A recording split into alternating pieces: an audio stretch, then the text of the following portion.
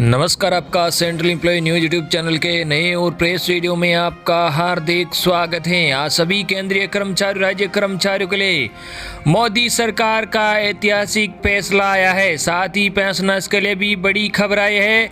इसी के साथ महंगाई भत्ता देने को लेकर भी बड़ी खबर निकल के आई है। साथ ही आपको इस वीडियो में कर्मचारियों व पेंशनर्स से जुड़ी अन्य बड़ी खबरें भी देखने को मिलेगी, तो बने रहे वीडियो में। इससे पहले अगर आपने अभी तक भी इस वीडियो पर एक लाइक नहीं किया तो एक लाइक कर दीजिए, क्योंकि आपका एक लाइक की हमारी मेहनत का फल होता है। वही चैनल को भी फ्री में सब्सक्राइब नहीं किया और सब्सक्राइब कर लीजिए, ताकि आगे भी आपको कर्मचारियों पेंशनर से जुड़ी हर एक लेटेस्ट अपडेट सबसे पहले देखने को मिलती रहे। बड़ी खबर, पुरुष कर्मचारी व महिलाओं की तरह बच्चों की देखभाल के लिए ले सकेंगे छुट्टी।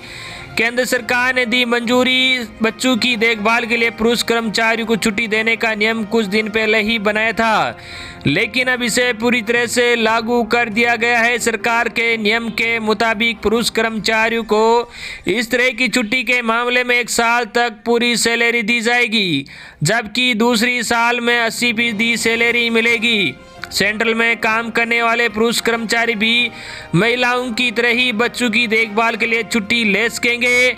मोदी सरकार ने केंद्र में काम कर रहे सरकारी पुरुष कर्मचारियों के लिए एक ऐतिहासिक फैसला लिया है, जिसके मुताबिक अब पुरुष कर्मचारी भी महिलाओं की तरह बच्चों की देखभाल के लिए छुट्टी ले सकेंगे। सरकार ने मेल्स के लिए भी बच्चों की देखभाल के लिए लीव देने के प्रावधान तय किए हैं। सेंट्रल में काम करने वाले पुरुष कर्मचारी अपने बच्चों की देखभाल के नाम पर अब छुट्टियां ले सकेंगे। सिंगल पेरेंट पुरुष ही ले सकेंगे देखभाल के लिए छुट्टी। हालांकि इसके लिए केंद्र सरकार ने कुछ मानक भी तय किए हैं। नियम के हिसाब से केवल वे पुरुष ही बच्चों की देखभाल के लिए छुट्टी ले सकेंगे जो सिंगल पेरेंट है, यानी कि जिनका पत्नी से तलाक हो चुका है या जिनकी पत्नी का निधन हो चुका हो, या फिर वो अविवाहित पुरुष पिता जो खुद की बच्चों की पालना चाहते हो। सरकार ने बच्चों की देखभाल के लिए पुरुष कर्मचारियों को छुट्टी देने का नियम कुछ दिन पहले बनाया था, लेकिन अब इसे पूरी तरह से लागू कर दिया गया है। सरकार के नियम के मुताबिक पुरुष कर्मचारियों को इस तरह की छुट्टी के मामले में 1 साल तक पूरी सैलरी दी जाएगी, जबकि दूसरे साल में 80% सैलरी मिलेगी। क्योंकि देखभाल के लिए ली गई छुट्टियों के दौरान पुरुष कर्मचारियों को 100% LTC का लाभ भी मिल सकेगा। दिव्यांग बच्चे की परवरिश के लिए अपनी मर्जी से छुट्टी का प्रावधान। जी हां, केंद्र सरकार के नियम के मुताबिक पहले कर्मचारी के पास दिव्यांग बच्चे के लालन पालन के लिए बच्चे के 22 साल के होने तक पेड लीव देने का प्रावधान था। इसके बदले अब नया नियम लागू किया गया है। नए नियम के मुताबिक अपनी मर्जी से जब तक चाहे दिव्यांग बच्चे की परवरिश के लिए छुट्टी ले सकेंगे। केंद्रीय राज्य मंत्री जितेंद्र सिंह ने बताया कि इस तरह की छुट्टी देने का फैसला केंद्र सरकार ने यह सोच कर लिया है कि इससे कर्मचारी करप्शन से बाहर रहेगा और साथ ही काम में लापरवाही नहीं करेगा और इनमें काम चोरी की आदम भी कम होगी। कर्मचारी सरकार को अपना 100% दे सकेंगे। अगली बड़ी खबर, रिलायंस इंडस्ट्रीज के कर्मचारियों के लिए एक साथ आई 2 खुशखबरी। जाने क्या है? जी हां, आपको बता दें कि मुकेश अंबानी के नेतृत्व वाली कंपनी समूह रिलायंस इंडस्ट्रीज के कोविड-19 के बीच अपने पेट्रोलियम प्रभाग में लागू वेतन कटौती खत्म कर दी है। कंपनी ने कर्मचारियों को काम के अनुसार बोनस भी देने का फैसला किया है। मामले की जानकारी रखने वाले 2 व्यक्तियों ने बताया कि कंपनी ने कर्मचारी कोरोना काल में काम करने के प्रति सद्भावना दर्शाते हुए उनको अगले साल के वेरिएबल वेतन में से 30% अग्रिम देने की भी पेश की है। इस पेशकश से कंपनी के 1 लाख से अधिक कर्मचारियों को सहूलियत हो सकती है। कंपनी ने अप्रैल में अपने हाइड्रोकार्बन पेट्रोलियम प्रभाग में 10 से 50% तक वेतन कटौती लागू की थी। चेयरमैन मुकेश अंबानी ने अपना पूरा वेतन छोड़ दिया था। कंपनी ने नकद बोनस और काम पर आधारित प्रोत्साहन का भुगतान भी टाल दिया था। वे सामान्य तौर पर वित्त वर्ष की पहली तिमाही में यह भुगतान करती है। सूत्रों ने कहा कि पेट्रोलियम प्रभाग में कटौती समाप्त करने के लिए कंपनी ने किसी और प्रभाग से पैसे का प्रबंध किया होगा। इस बारे मेल से पूछे गए सवाल का कंपनी की ओर से कोई जवाब प्राप्त नहीं हो सका। अगली बड़ी खबर, 28 अक्टूबर को नौकरी करने वालों को मिल सकती है बड़ी खुशखबरी। हर महीने मिलेंगे 5,000 रुपये। EPFO को लेकर बने लेबर पैनल की एक अहम बैठक बुधवार यानी 28 अक्टूबर को होगी। जिसमें पेंशन प्लान पर चर्चा होगी। इसके बाद नौकरी करने वालों को बड़ी खुशखबरी मिलती है, उन्हें हर महीने 5,000 रुपये मिलेंगे।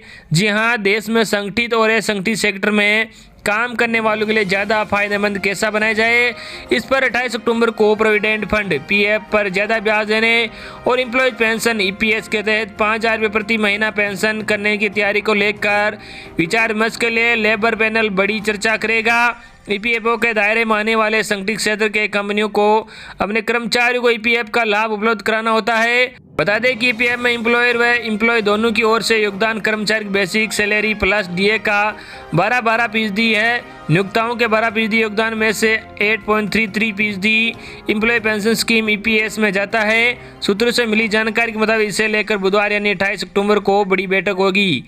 इस बैठक में पैनल ईपीएफओ के तहत 10 खरब रुपये के कोष का प्रबंधन, प्रदर्शन और निवेश पर मंथन करेगा।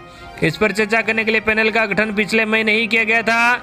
काफ़ी समय से ईपीएफओ के कोष को फंड मैनेजर देख रहे हैं, साथ ही इसके निवेश से जुड़े फैसले भी वही करते हैं।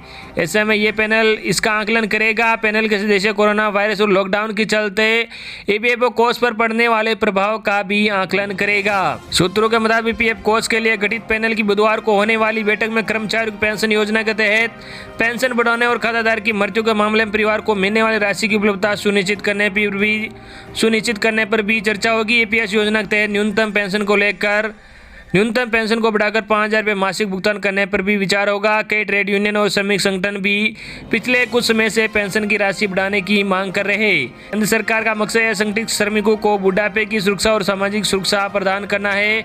ईपीएफ कोष पर पैनल कई बैठकों में इस मुद्दे पर चर्चा करेगी। अपनी विस्तृत रिपोर्ट संसद को शीतकालीन सत्र में सौंपेगी। पैनल के सदस्यों ने श्रम मंत्रालय के प्रतिनिधियों को दूसरे देशों में संगठित और असंगठित क्षेत्र के श्रमिकों के लिए किए गए प्रावधानों का भी ब्यौरा दिया है। कर्मचारी भविष्य निधि पर वर्ष 2019-20 के लिए 8.5% ब्याज तय किया है।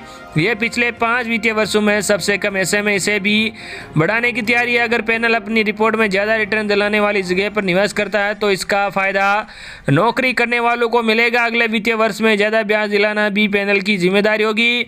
वित्तीय वर्ष 2020-21 के लिए ब्याज दर दिसंबर अंत या जनवरी में तय होगी। उससे पहले पैनल की सिफारिशों के आधार पर इसे तय किया जा सकता है। अगली बड़ी खबर, केंद्रीय कर्मचारी को डीए पर सरकार इस दिन के बाद ले सकती है फैसला, बढ़कर मिलेगी सैलरी।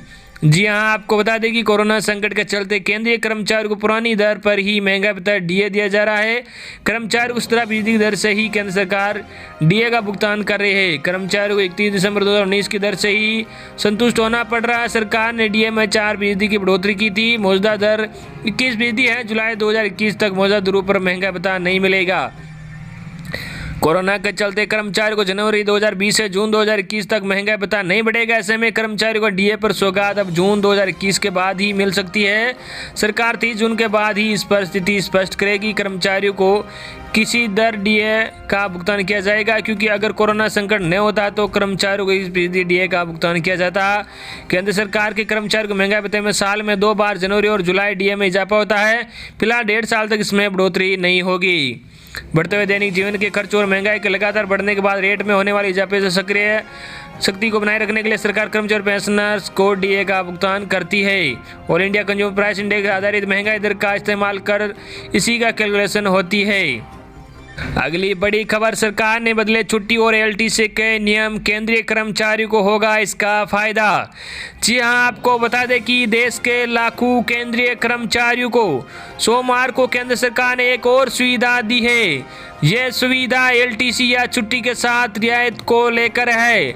अब इसके नियमों में बदलाव कर दिया गया है। इसके बाद से अब कर्मचारी अवकाश नकदीकरण के बिना ही मान्य एलटीसी किराए का इस्तेमाल कर इस योजना का लाभ ले सकते हैं। यानी अब एलटीसी कैश वाउचर के लिए सरकारी कर्मचारियों को 1 से अधिक बिल मान्य हो सकेंगे और कर्मचारी स्कीम का फायदा बिना लीव इनकेसमेंट के कर सकते हैं।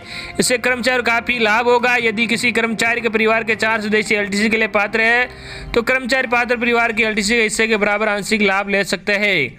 वित्त मंत्रालय ने रविवार को यह जानकारी देते हुए स्पष्ट किया कि कर्मचारियों द्वारा किए जाने वाले बिल उनके ही नाम पर होने चाहिए। मंत्रालय ने कहा कि योजना वैकल्पिक है।